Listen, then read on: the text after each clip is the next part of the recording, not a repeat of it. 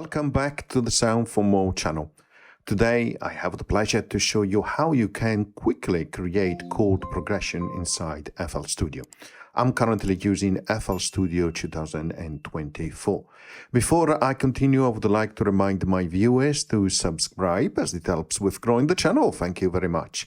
So let's click File, New from Template, and then select an empty project, and we don't save the changes.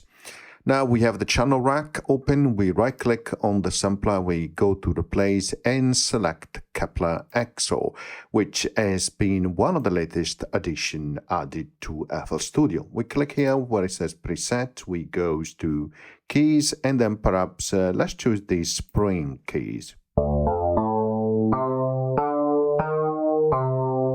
Sounds really nice to me. Now let's double click here to bring up the piano roll. Now, make sure first of all that you have snap to scale here, which is on. So we'll snap the notes to scale, and when it is off, it is white. When it is on, it is green. Right click on it, and here is where you can choose the scale. You can see the root note and also the scale. In this case, minor natural Aeolian is that one that I'm going to use. Next, here on the spanner, click on it, and then you find this under the second option, Generate Chord Progression. Now, click on it. By the way, the first time that you run it, it might give you an introductory screen like a welcome. If so, just press on the button to continue. So, this is the Generate Chord Progression, which looks really amazing with a lot of different controls. Now, this is going to be an introduction because there are so many different options which make this tool really, really clever. So, first of all, you can see a number of chords generated, 1, 2, 3, 4. You can see you can move here, left and right, but there are 4 chords. Why 4 chords? Because here the count is 4. Okay, so length bar, because and when you can change, and also the octave, you can change that as well. Now, if you press here to play,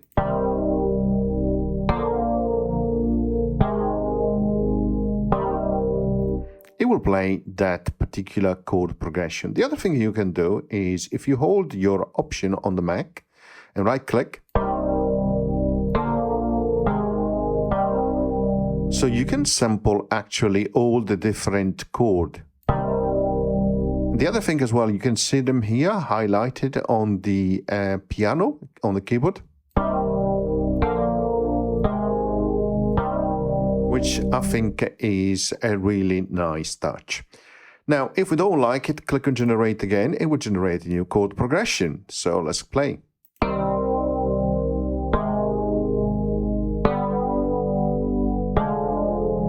Now, you might not like these, the diminish starting from an F. You can see here this symbol, which is a symbol to regenerate. So click on it and it will generate that chord again, which you can sample if you hold your option on a Mac.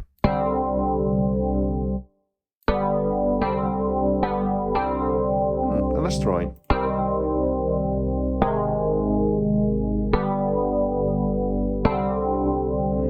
Not sure. You can see this number here. This is a chord inversion. Click and hold, move it up and down to change the inversion. Let's try again.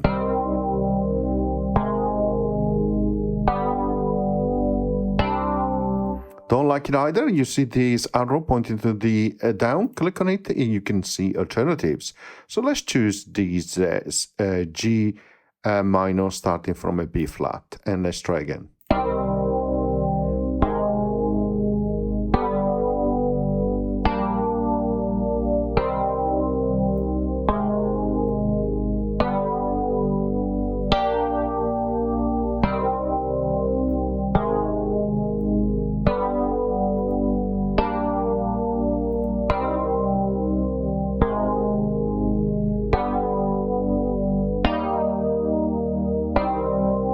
I like that one. You can see here these controls, which you can change from conventional to adventurous, of course, as type in terms of generation. Here you have also additional option which allows you to set main, base, replacement, etc., etc. Here you can generate mode, rework the existing progression, right? Or this one, generate mode, start over, right? If you want to start that over. Now, if you right click on a chord, you have a lot of different options. Preview from this chord.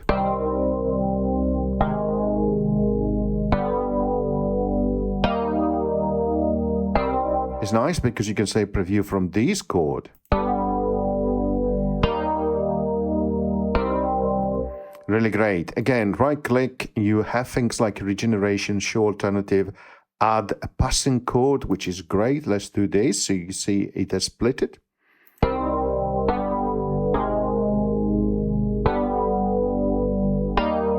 Perhaps we want to put a passing chord here from G to E flat. So let's click on here and say add passing chord. And let's try now from here.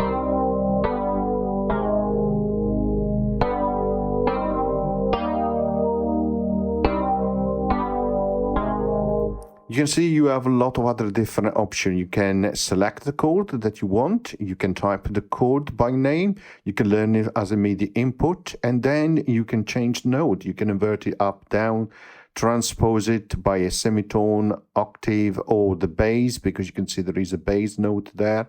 You can have a fixed bass if you like so, extra note or not. Voicing, so for example, you can say that particular chord here, I'm going to have voicing open, okay? You can see the voices have been open. You can see straight away from a spacing point of view. So let's play.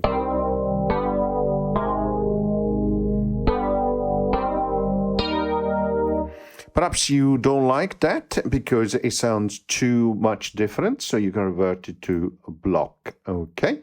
And other options as well, you can change the color, for example, if you like so. And you can also set the behavior of the chord progression if you had different notes on already on the piano roll. You can also do things like copy, paste, swap as well with the left chord or the right chord or delete.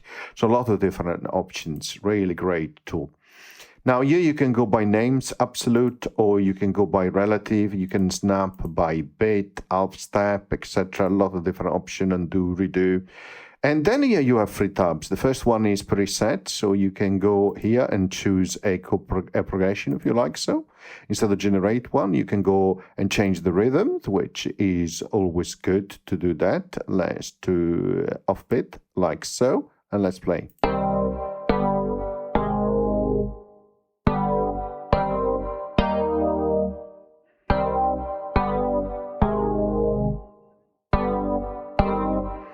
Which is fantastic. You can type the progression, the type of progression here.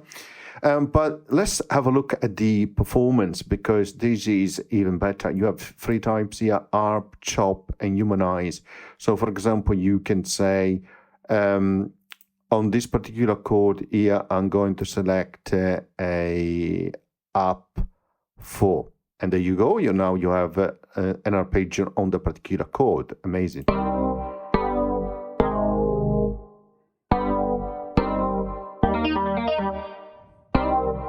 Fantastic. Of course, you can set it to none if you don't like it. And you have a lot of different parameters here you can choose from. But then you can also chop. Oh, this is really, really nice. You can say chop by 3 on the particular chord, or if you don't like so, you can select all of them like so. Where is it? With the command. Here we go. And then you can say 3 notes chop for all of them. Really great.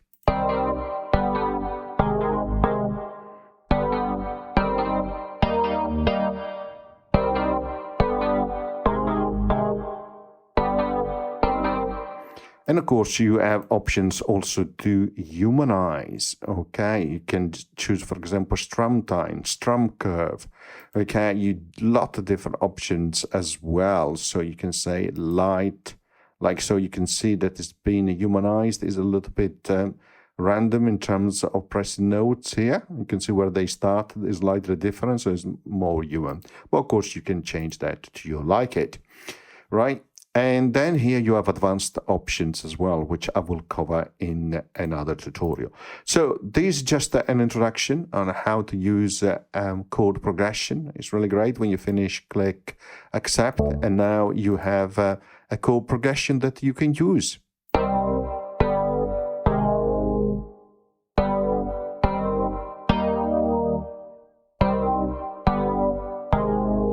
And of course, you could, for example, select only the lower part, copy that and paste it as a base, for example, for a different instrument, and so on and so forth. Okay, I hope you enjoyed the introductory tutorial to the chord progression in FL Studio. It's truly amazing. Thank you very much. Bye.